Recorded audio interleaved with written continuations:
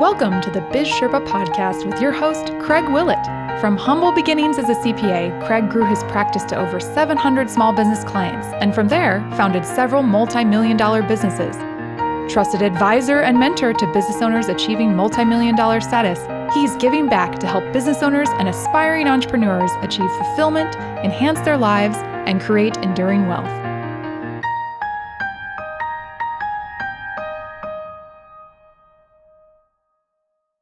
Welcome to the Sherp's Cave.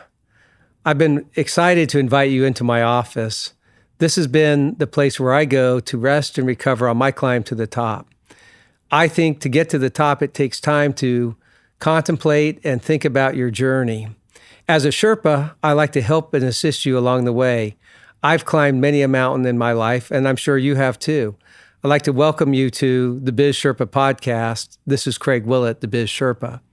As we explore the Sherp's Cave today, we're going to take time to step back and talk to the king of the reset button. If you remember our first episode called The Reset Button, I talked about the principle of looking at where you spend your time.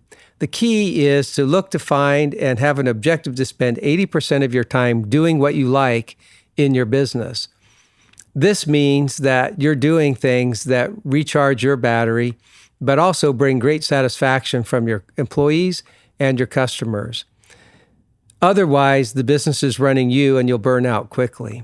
So today, we're going to talk to Warren, who owns LeSueur Car Company in Tempe, Arizona.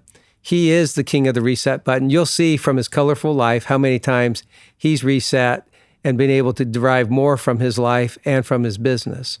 For you, what I hope you take from today is that the questions I'm able to ask and the answers he gives will give you motivation, make you feel that the challenges you face, that you're not alone, and also that you have an opportunity to refresh and think about how you can spend your time being effective and productive in your business. This is Craig Willett, the Biz Sherpa. I'm happy to welcome today into the Sherpa's Cave Warren LeSueur. Warren is not only a special guest for me to have on the show, but also a great friend. I'll never forget the day after he listened to our first session of podcast, our first episode from our podcast, Hitting the Reset Button. He called me and he said, "Craig, I'm the king of the reset button." He didn't know what he was going to listen to. And he told me he stayed up throughout the night trying to think of all the ways he hit the reset button in his life. So I welcome today Warren LeSueur. Warren owns LeSueur Car Company in Tempe, Arizona. He started in 1975.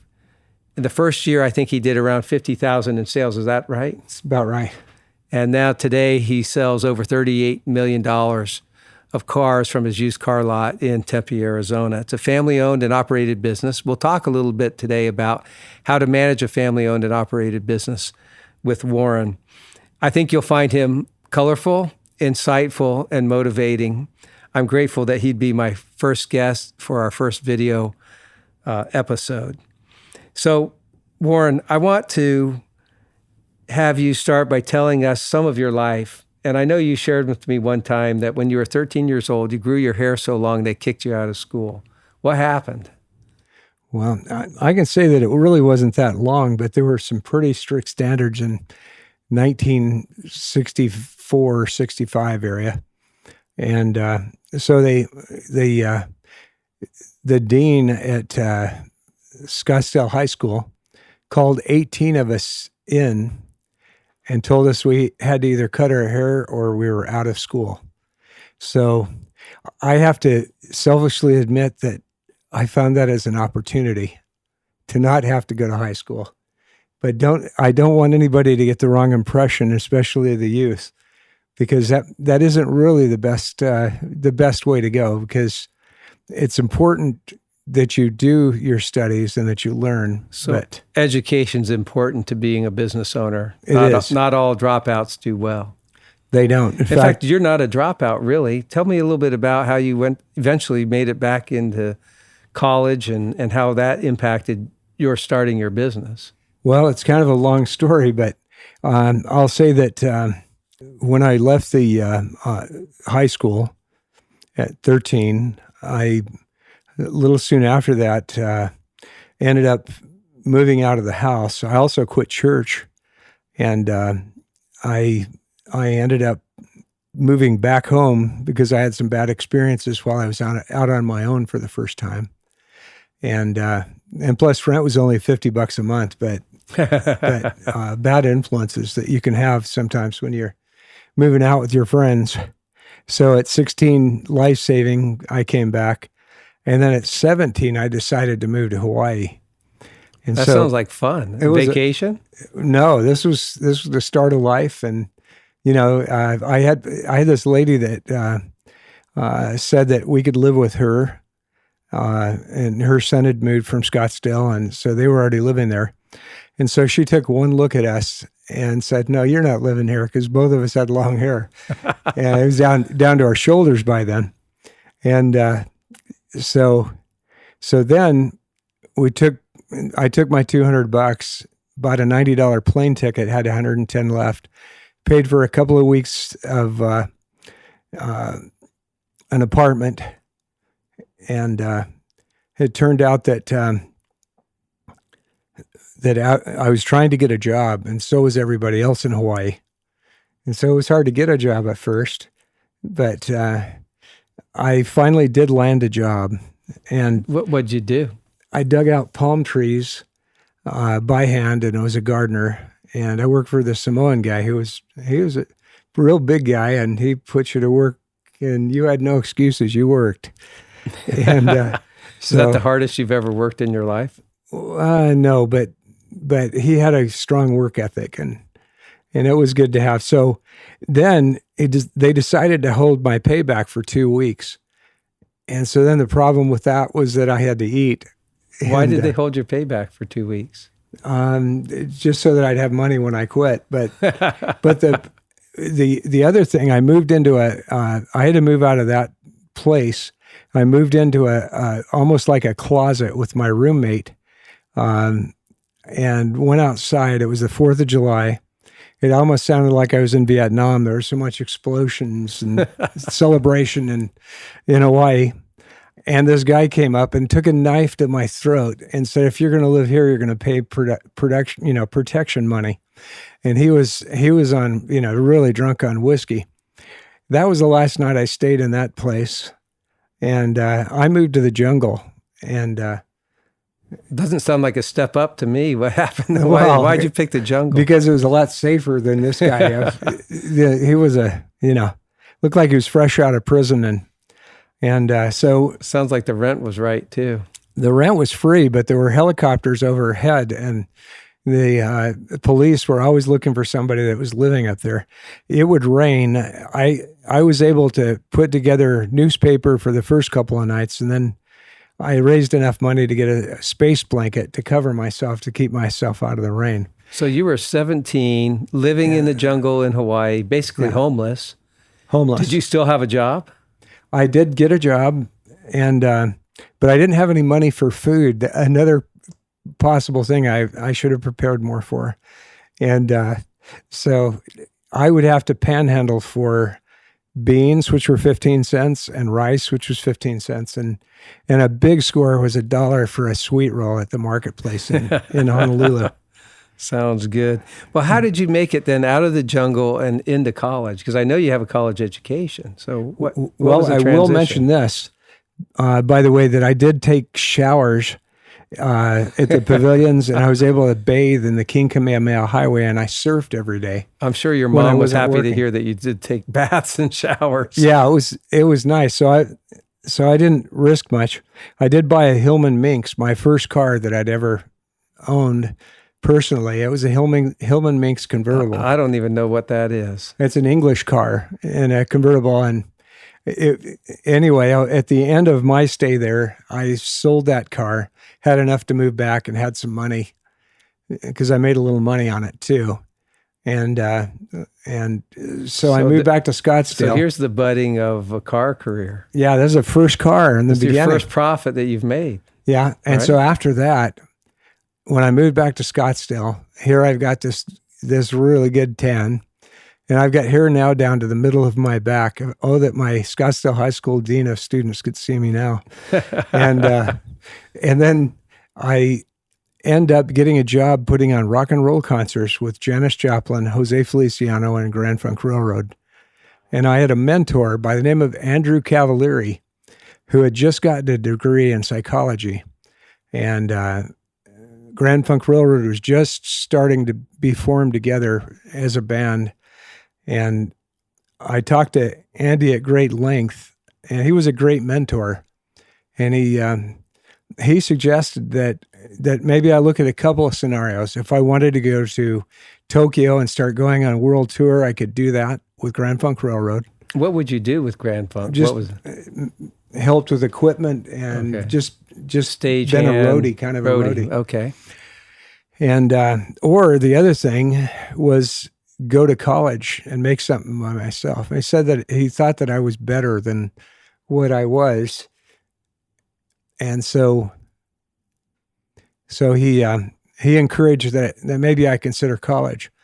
I ended up going back and taking a GED test for high school equivalency, and then took an SAT test, and then going to Mesa Community College, where I studied creative writing, philosophy, and business.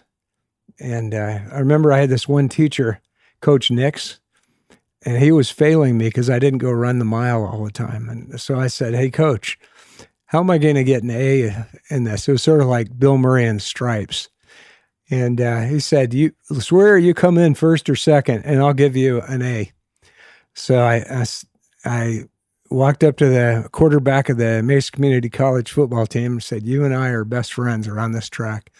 And I ran the mile, that's why he was failing me. I didn't go run.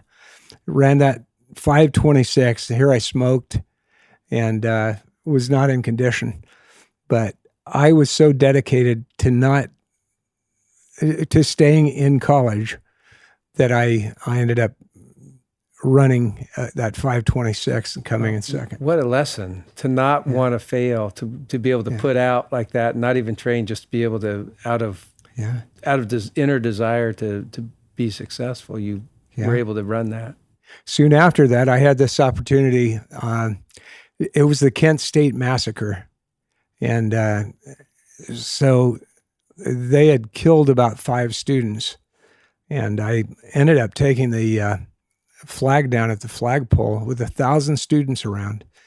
And I thought for sure I was going to be kicked out. I was ushered into the Dean of Students of MCC. And he wasn't for the war in Vietnam. And he said that he brought me in for my own safekeeping. I didn't think that maybe somebody would object to me doing that. But it was not a very popular war at that time. And I had a high lottery number, so I didn't have to go. But that was another thing that I was worried at that point I might have ended my college career. But so eventually you did graduate. Is there something that you took in college that helped shape your career and that helped you choose the automotive business, automotive dealership business for your career? In business policies, they had 2 classes that you could take. 2 courses or 2 business studies that I did. One was on Raleigh bikes, and the other one was on Volkswagen. And I was trying to decide if I wanted to sell bikes or Volkswagens, but the Volkswagens won. And so how did you start your business? Now that you get your college degree, tell me how you went into business. How much money did it take and to get started as a car dealer? I asked my wife to marry me. I worked as a carpenter for the guy that used to own Thomas Mall. I wasn't a carpenter, but I learned how to be one quick. And I earned $1,000. My wife was working in a dress shop, and she was fired because the manager wanted to hire her sister that was coming out from Ohio. So here, my wife and I each had $1,000.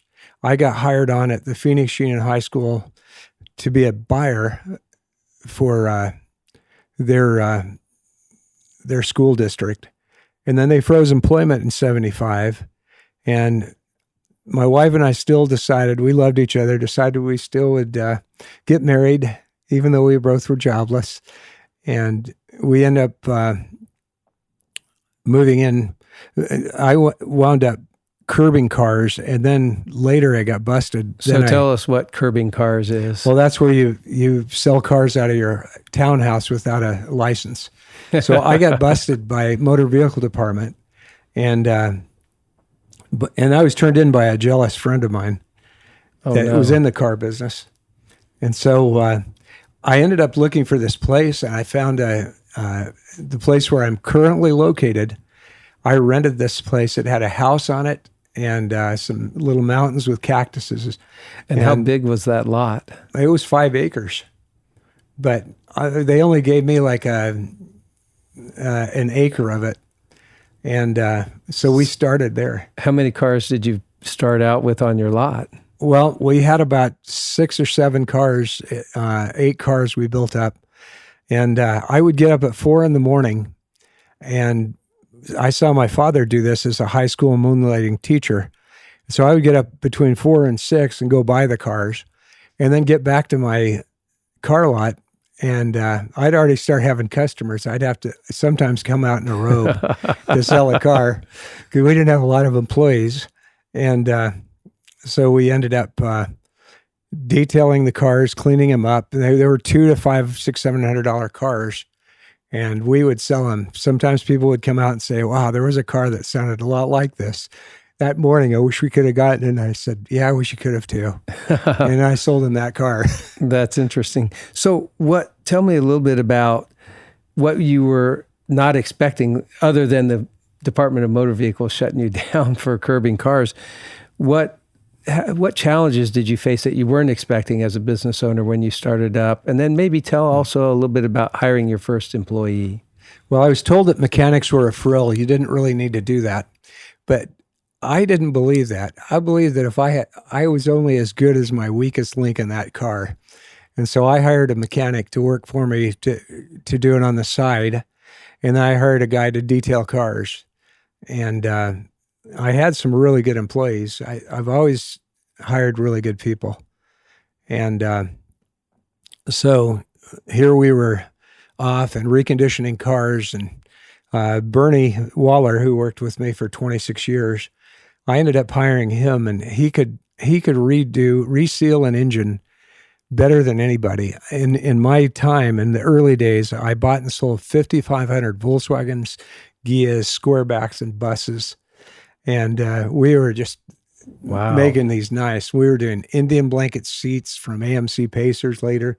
We were doing, we were painting them, putting in fender beating. So you were doing more than just going out and finding a car in the morning and selling it later on in the day. You were able to really dress up some cars and really make them more marketable. We had pride in our work. And we also knew how important it was, because we were selling a lot of these cars to friends and people that we knew, and we didn't want to have enemies. So we were trying to have a good product. Well, all business owners tend to ask this same question, and I hear this often from our listeners and from other people I associate with, and that is, my business seems to monopolize my life. Can you share with us how many days a week you were working when you started your business and what impact that had on your life? Well, I didn't have a rich father, but he gave me a wealth of friends, and I ended up having that $2,000. I had to work 7 days a week. And I might get up at 4 or 5 in the morning and then finish about 8 o'clock by conking out, falling asleep. But 7 days a week for 7 years. All of a sudden, my wife decides that she wants to go to church and ruin everything. And I've got 2 or 3 kids, and they're screaming. And my wife is... She used her blackmail. She cried, and she said she wasn't getting anything out of church. And so she guilted me into going. And fortunately, church was 9 to 12, and the lot started at 12. And so I tried to do something good, and I went to church. Did that make a difference in your life? Well, then I found out about this keeping the Sabbath day holy, and I worked 6 days a week instead.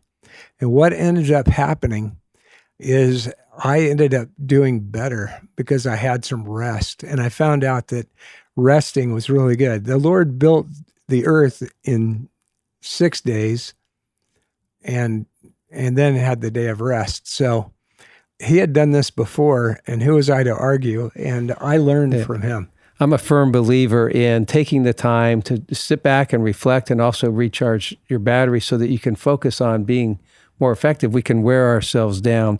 Are there other changes you made in your personal life throughout your career that have helped you have more energy and helped you be more successful in business? Well, I had a period right after I had gone to church that I realized that I was hanging out with some of the wrong friends, and I had some wrong influences going in my life. And so this was a reset time, and I had to change my life and change my friends and work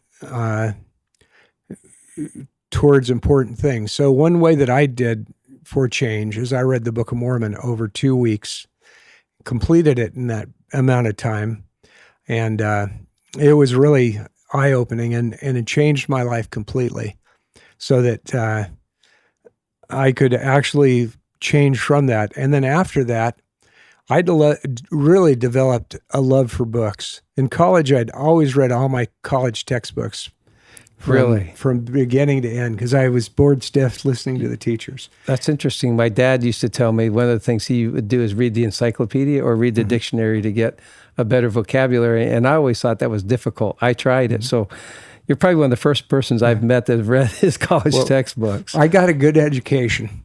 And a lot of teachers, even back then, Margaret Mead says to not teach students what to think, but how to think. And so I didn't get indoctrinated too much because I was always doing my own thinking and my own reading.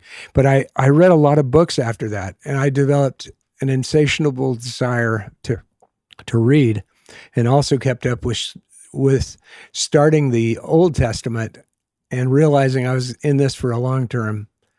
And I just completed the Old and New Testament again last week. Great. So what have you learned? What has reading done to enhance your success as a business owner? Well, it's an old saying that a person that doesn't read lives the life of one. A person that reads lives the life of 1,000. And I really see the importance of picking up somebody's book. They might have spent 30 years in their life learning how to do something, and you can read about it in 8 hours. And it's such a way to resonate with your own soul, to learn about others and their experiences. I think that's great. I really like that. I find that that's really important and have found that in my own career, to take that time to ponder and reflect. And it gives you the ability to brush off some of the stresses of business and focus on what's important. There's a lot of different functions at a used car dealership that have to go on. What do you choose to do, and where do you spend your time that makes it the most rewarding to you and most valuable to your employees and to your customers? Well, I'm blessed with some really great employees and some really great family. And over 45 years, they've all learned how to do what they do. They overlap with one another in their specialties and their abilities. And we've got really good men that run the lot. And a lot of my salesmen are sons, but some of them aren't. And some are nephews. Some are nephews, and some are not related. And they all know what to do and how to do it. And we've taught them every phase of the business so that they have the ability to make their own decisions. It's very important to empower people, because if you micromanage, you don't get anything out of them. But if you empower them, they can reach for the stars. You know, with all of your experience in business, you've managed to do one of the great things in business, and that is to successfully own and successfully operate a family-run and family-owned business. Can you share with us any insights in what's made it successful as a family-owned and family-operated business? Well, I believe that everybody has their dreams, and you have to help them with those dreams and achievement. A good thing about my family is they've all ended up getting college degrees. That's something that I always encouraged them to do. And the one last one that's working on it right now is becoming a pilot and going to college. Wow. So everybody's achieved an education. And then we also listen to podcasts and read, and we're into continuous improvement. So I think that's great. So how do you get along? I mean, what do they have other outside interests, or are they always working at the family business? Well, they sometimes it can be tough because they become competitive with each other because they're salesmen too. That's tricky. So and comparison, anything like that, you can't really do that, or else it's a bad situation. So what they do though, Chris is an Ironman, and he also started a CrossFit gym with his wife Tirsa, and they really like to help people. So as I've seen him do this, he's always helping somebody get into a better physique, lose weight, and get healthy. And then I think that's a key to success in business anyway, being willing to help people. So I'm sure his gym's successful, but probably it makes him successful at the car lot. It transfers very easily because Chris also tries to help at the car lot. He really each of my sons and my nephews and my brother and all the family of employees that we have take ownership and try to be of service and help, and so they do work hard at it. And Jimmy, he actually runs or hikes the Sandtown and hikes mountains all the time to stay in shape at night. And then Stephen was he a cross-country runner? No, marathon? Stephen was a cross-country runner, though, the next one.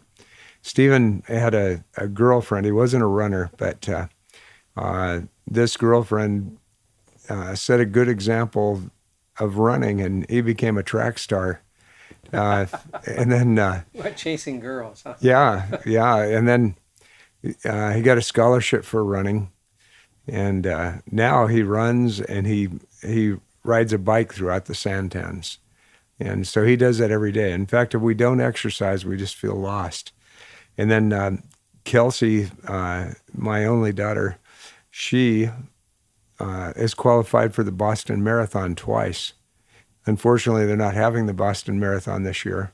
Oh. But she's a runner, and then so JT lifts weights and runs. And I had a college roommate who was a marathon runner, and you know what? I thought, okay, I'm a swimmer, so I'm going to go out and work out with him. He'd take off on Saturday mornings, and he'd run 20 or 30 miles, and I thought, okay, I'll see what I can do. I made it one block, and I turned around and headed back to the dorm. Yeah. But that's my marathon experience. But my friend Steve, he was really good at it. So I admire people who do that. Yeah, and then Carolyn, my wife Carolyn, she runs marathons, and she also now has made it just a half marathon. I think she could still do a full marathons, but she ran the Phoenix Marathon and got this big badge and plaque for running 6 or 7 of those. Wow. And she's been running a long time, and Tirsa runs the marathons too, and so it's a really good, important outlet. Especially, life is very stressful. So if you can work out that stress through running and exercise, it's really one of the secrets to running a business and being able to cope with all of the things that come at you in life. So how do they achieve in sales? I mean, your lot just sends cars flying off of it. You have quite an inventory, but you're able to sell. What helps them interact? I mean, it's competitive, but how do they keep going, and how do they keep the customers happy? Well, we get a lot of repeat business, and these guys are continually working with those customers both before and after. And so, we want to have customers for life. So we have a lot of people, some families that have 9 cars, but they do take ownership, and they try to really. You've got 5. Really work good. Oh, 5, yeah, that's great. Yeah, we're not 9. Well, that's great, and it's really important to take care of people like you would want them to take care of you and your businesses. Well, you're to be commended. I mean, what a great thing to be able to give them the freedom and the flexibility to do what they need to do, and you give them time outside of work. So many businesses expect so much that they don't have the time to stay sharp in other ways. Warren, one thing seems unique about you being a 2-time cancer survivor. You seem to have compassion. You seem to have the ability to step back and let people determine their destiny, which I think each of your children and some of your nephews, and I think, don't you even have some grandchildren starting to work down at the Yeah, we have some that are starting to work on their days, when they're not in school or on Saturdays. Yeah, it's a good thing to teach kids to work, because the younger you start teaching them how to work, the easier it'll be for them when they do have to work, like all of us.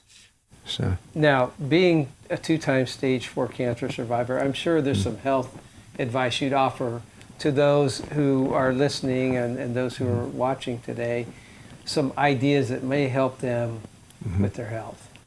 Well, one thing that's helped me, and of course I didn't really recognize it that much until I did have the stage 4 cancer twice, and that's the Lord's Law of Health, the Word of Wisdom. It was done in 1833, and it seems to be a formula for people that get cancer or diabetes or heart problems or inflammation or arthritis. So it's sort of the go-to diet. And if you ever are sick or need to dial things back in, it's a really good way it's something really good to read and to learn about. And I know that it's helped me in my situation, and I hope to keep this cancer in remission now. Aren't there some challenges to having a lot of family at the same place of business? I find that a lot of businesses don't survive because of family relationships make it difficult to interact. We're no different than any other family. We have those highs and lows and those points where we get along and those points where we don't like each other. But all in all, I think we realize that we do love each other.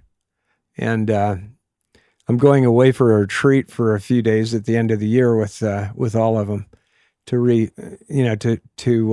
let them know that.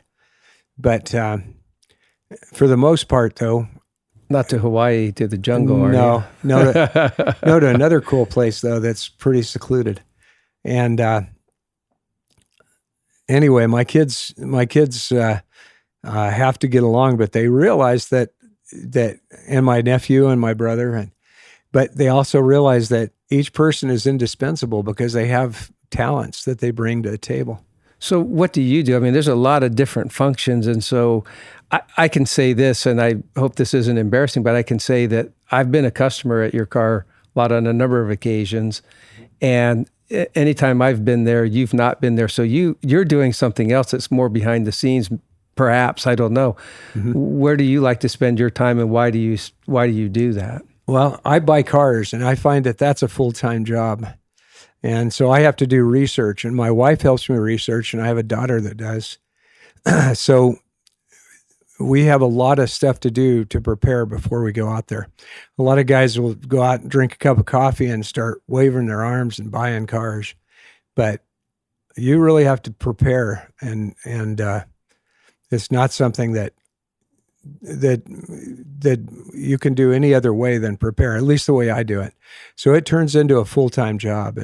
You do your homework on what's coming for sale, what it might be worth, what might be wrong with it. I might have 30 seconds to make a decision, so I might want to take 5 or 10 minutes before I take that 30 seconds and make a good one. Yeah. There's nothing like buying a car that's been wrecked or that has a lot of inherent problems that says it in their description. And so today I bought 8 cars, but I've spent 20 hours doing that. So I have a friend who told me one time that you make money when you buy, not when you sell. In other words, if you've done your homework right and you buy at the right price, you will always make money when you go to sell. It's an old saying, merchandise well bought is half sold. But everybody in that function is important. I couldn't do it without my salesmen, without my mechanics, without detailers, without lot attendants, and without sales assistants. So we're all very important to this, and so is the customer.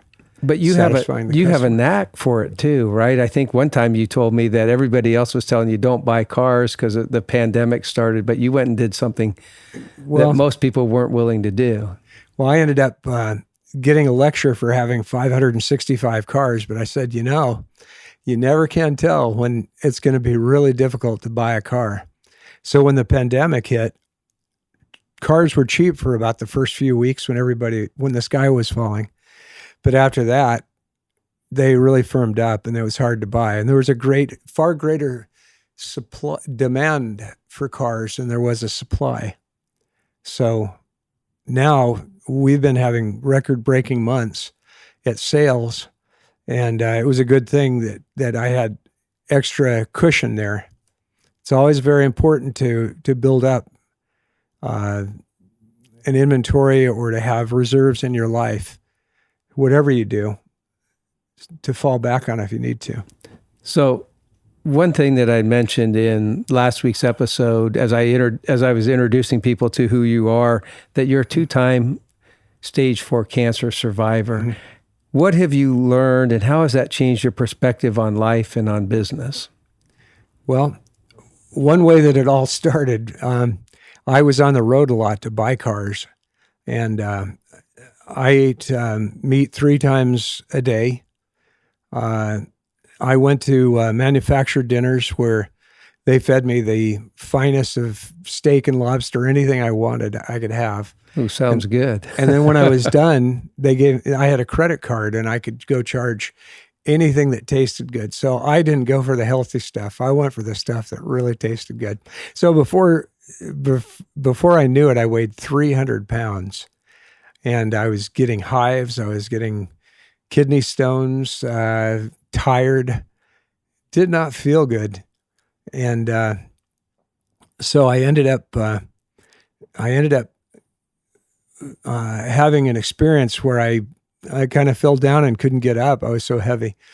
And so I ended up realizing that wasn't the road I needed to be on. So I put together these drinks.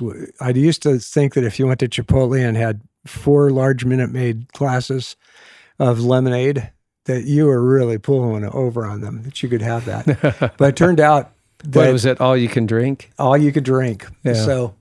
So I was addicted to drinking those cold drinks because I'd be out in the hot sun, and I ended up making lemonade out of stevia and organic lemons. And I lost 40 pounds doing that.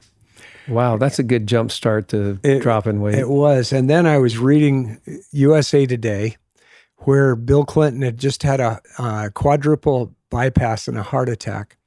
And so I was reading about Dr. Dean Ornish, and he had suggested to Bill that he go on a plant-based whole food diet.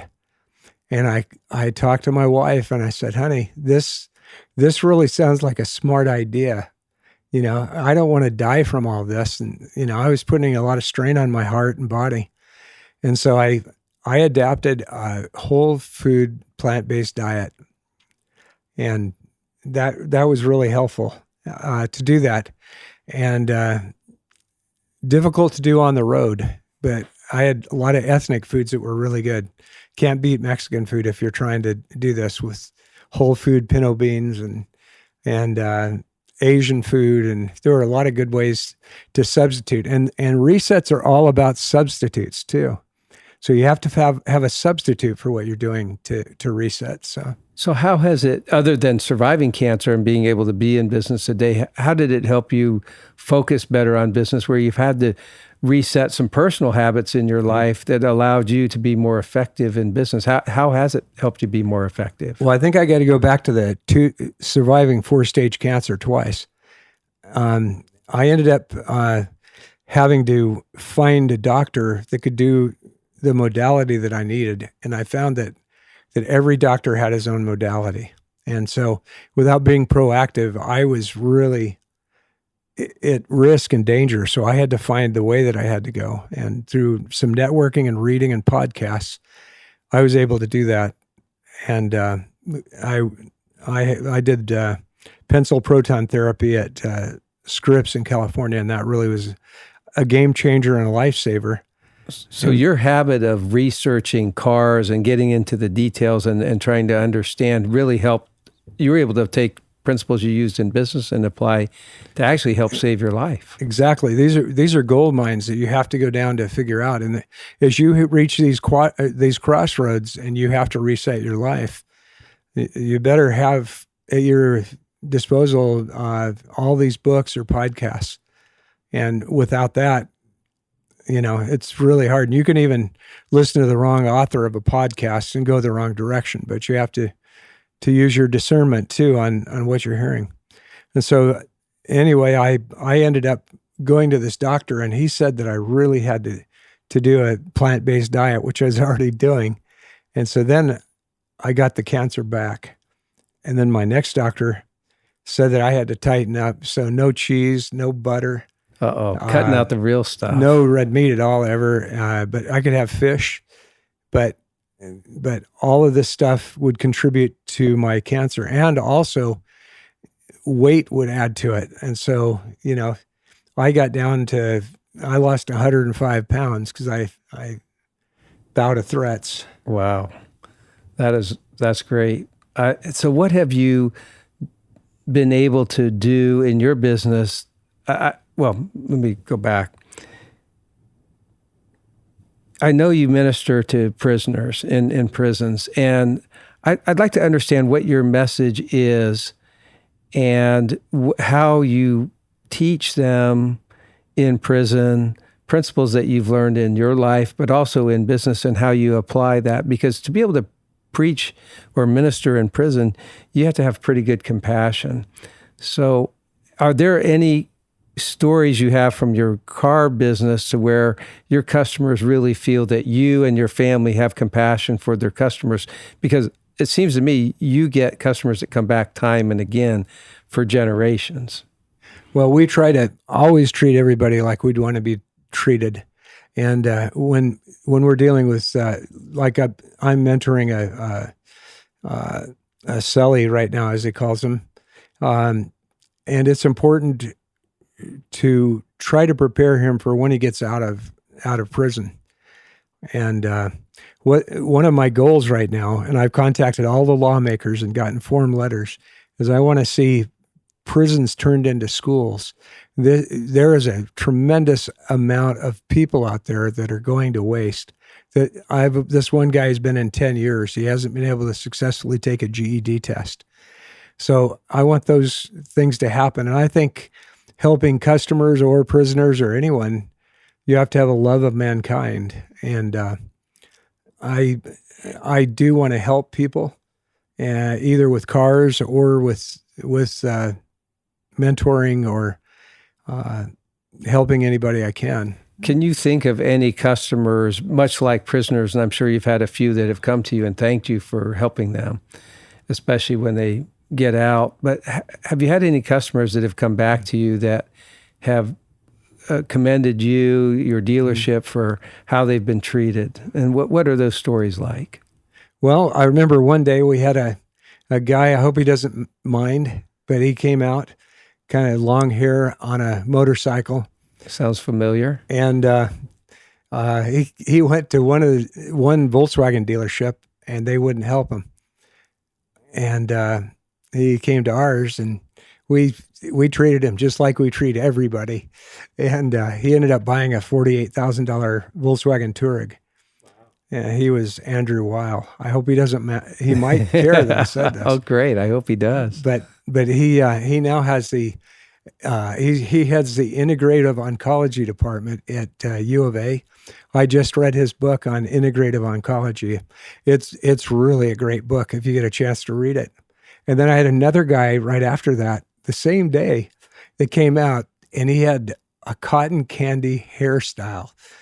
And it was a really long afro.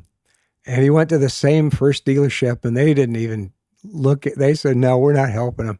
Nobody went out to talk to him. He came out to our lot, and we treated him really well, but only because we treat everybody the same. And it turned out the next day, this guy was going to SU, and he came back with a regular boy's haircut.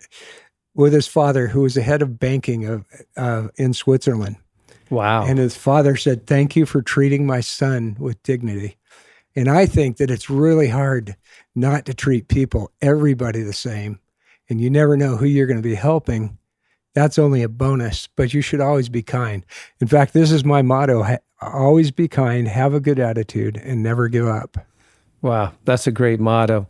So what kind of feelings do you get when the father came? I mean, how does that give you an emotional charge? Well, sad to say I wasn't there, but my sons and sales team were there, and that made me proud of my sons. I'm proud that they had learned to teach each other well. That's got to be really satisfying to know that when the cat's away, the mice are playing the right game. Yeah, the cat's gone all the time, so I've got my duties to do. I tried to talk to one of my sons earlier today, and he said, "I'm just too busy. I can't talk to you." So that's okay, because I usually am too. So it just shows you the strong work ethic that is taking place at the business. That's great. So what role does money play in your life?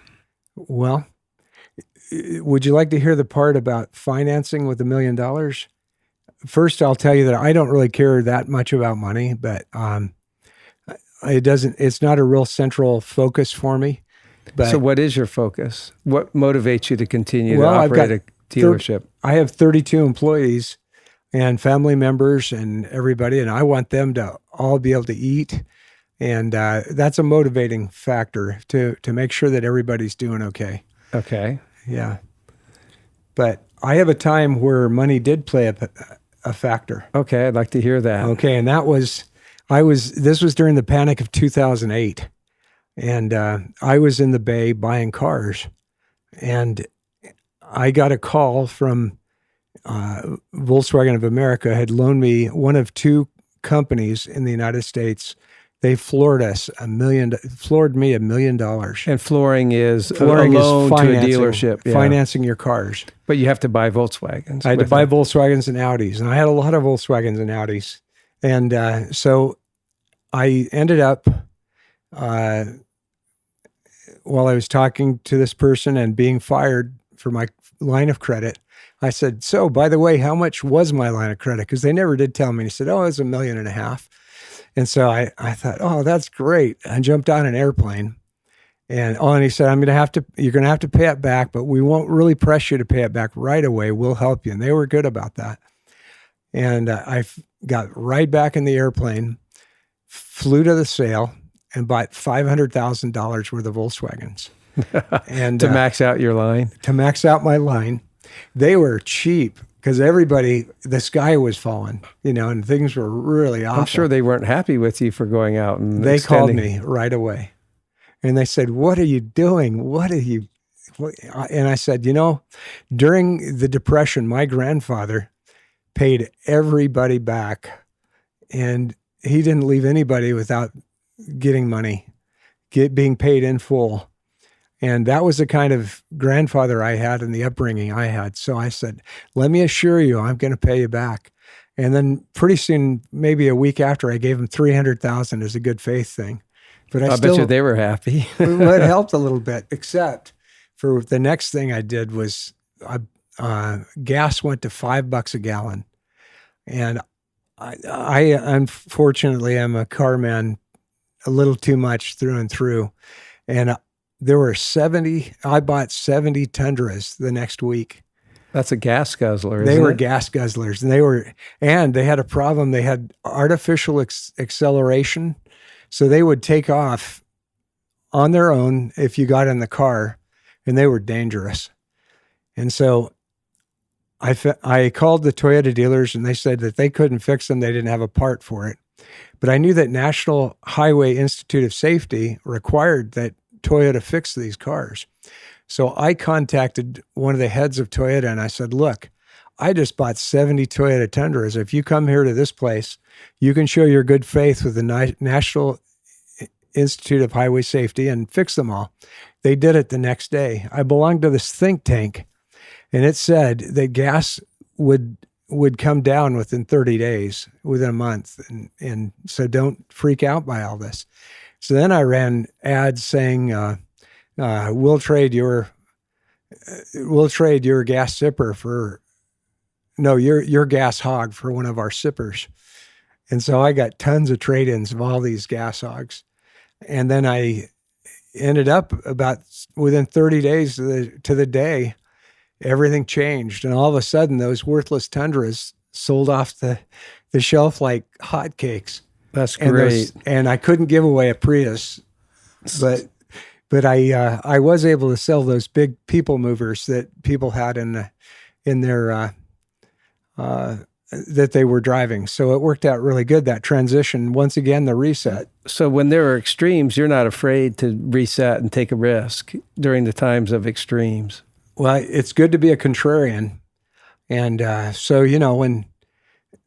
when things go bad, then it's good to react the opposite way, because there usually are fixers that are going to help in the situation, but it is a risk.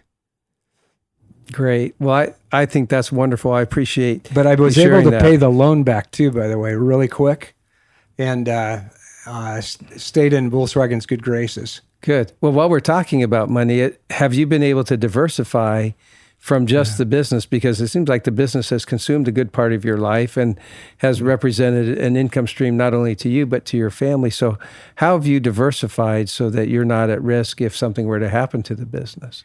Well, I ended up becoming a wildcatter and fracking. And there were a group of us that were car dealers and some guys from Silicon Valley. And we started drilling our own wells. And then after that, we had quite a production of natural gas, and we ended up selling it. We had a pipeline, and then gas went really low, and we almost went bankrupt. And so we ended up, it started coming back. We ended up selling everything to the Bass family and to Exxon, and did well off the gas. Not bad customers. Now, I also had a friend that I called, and I asked him what would be a good thing to put money into, and he suggested that I do a captive insurance, and that was Craig Willett. And Craig has a much better story than I have about all of this, but having a separate income stream and a separate way to put your money, take it out of your business and put it in something else, it makes you more efficient within your business. Because honestly, I was getting to a point where I might have to get a fork loader and stack the cars. So it's good to take money out of your business and do something else and have a positive revenue stream. And I recommend that. But I'm also very grateful to Craig Willett, because he got me to do something and step out of my comfort zone. I think that was about 9 years ago. So it's probably built to a good reserve. And I don't think it's appropriate to mention here, but I'm grateful for the friendship, and I'm glad that something I might have said is paid off for you. It's a principle I believe in. It was the subject of our third episode on the Biz Sherpa, and it saved me, and I've shared some of my story about that. But I think the principles we talk about here are important for all business owners and even in our everyday lives. So one question I want to ask in closing, and this is one I want to ask every one of our guests: what was your biggest failure, and what did you learn from it? Well, I've had two failures. One of them was that I was talked into something that I didn't do. I invested in cypress wood in Chile, and turned out that was quite a con. And I got nothing out of it. I ended up flying down there to check it out, and it was a con. So that was a pretty good failure to have, but it made me wiser after that. And but at the same time, I will tell you that maybe one of my biggest mistakes is that I didn't take enough risk.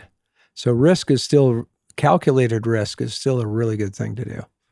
In what way, when you say you didn't take enough risk? Well, I just know too many stories of people buying worthless land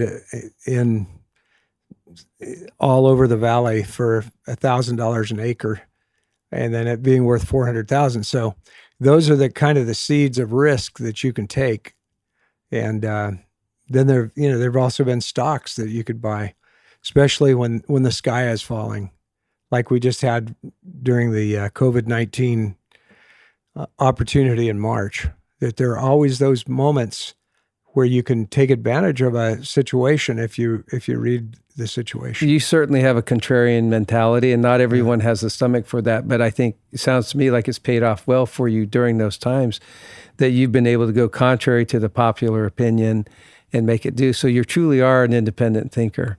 Warren, we're grateful that you would take the time to join us. I'm honored that you'd be my first guest on our show. Your family means a lot to me, and I'm grateful to have you here to be able to share things that have allowed you to reset many times in your life. Because I think often as business owners, it's easy to feel that life needs to be great every day and we need to always be improving. And that's true, but it doesn't always work out that way. Life is not a straight trajectory up. And it sounds like you've had many times where you've stepped and had every reason to be able to blame the system or whatever, that you weren't able to make it, but you fought through many difficult circumstances and have been able to come out on top.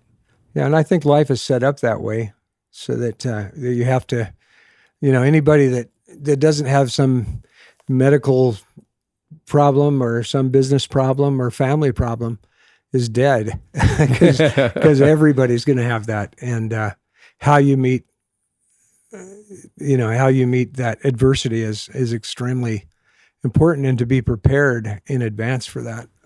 And I think that's one good point that I think you've made. You've been prepared for a lot of the challenges, or been prepared to know how to research and fight through them because of principles that you've applied in your life and in your business. Warren, I'm honored that you'd be our first guest on our first video episode of the Biz Sherpa.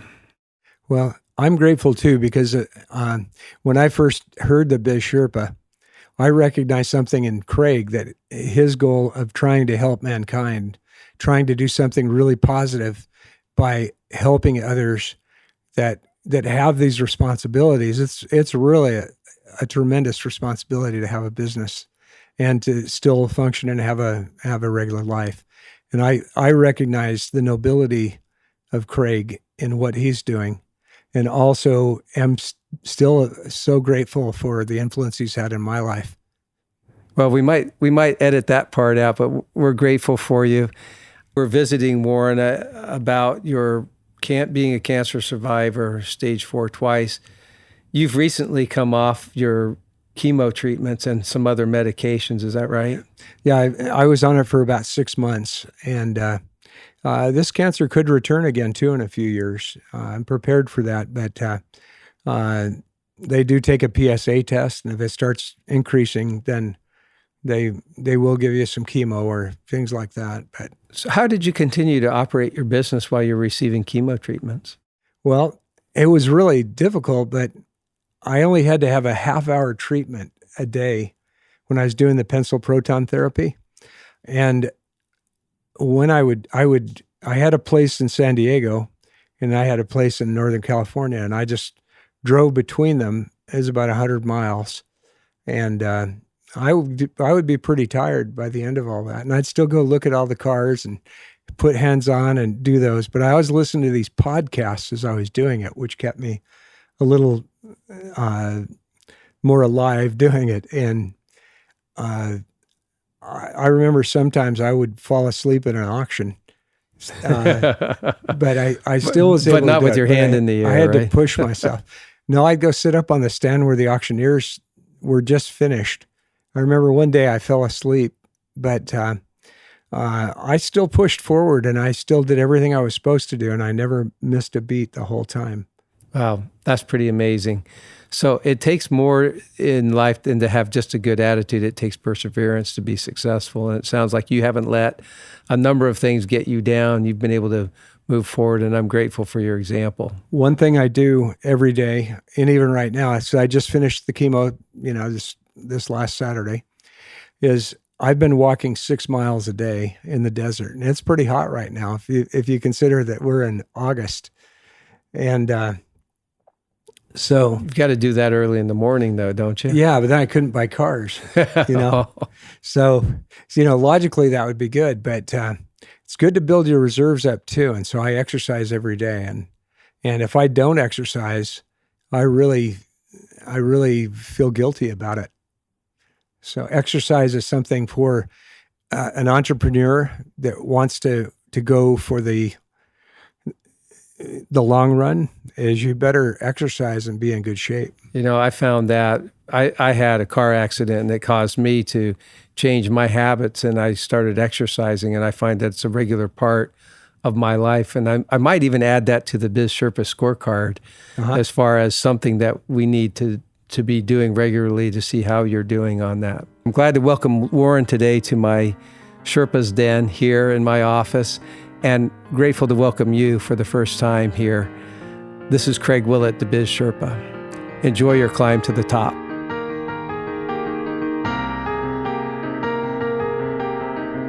Be sure to go to our website to access the resources related to this episode at www.bizsherpa.co. If you enjoyed this show, tell your friends about us and be sure to rate our podcast.